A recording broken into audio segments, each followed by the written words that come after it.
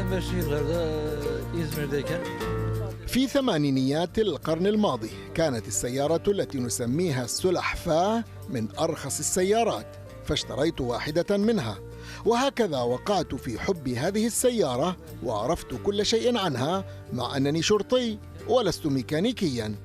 kendimiz başladık ufak ufak. بعد تقاعدي بدأت تدريجيا شراء ما يلزمني لتحويل هذا الجزء من بيتي إلى ورشة لإعادة الحياة لهذا النوع من السيارات.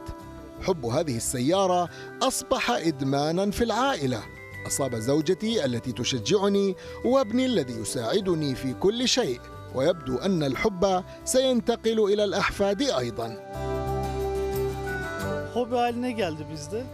هي هواية بالنسبة لنا، ليس الهدف تجاريا أبدا.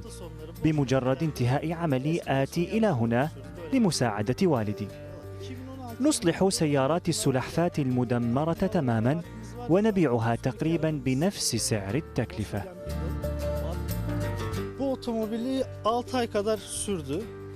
يستغرق العمل منا وقتا طويلا جدا. هذه السيارة الحمراء مثلا احتاجت منا نحو 6 أشهر من العمل وتأمين قطعها المفقودة.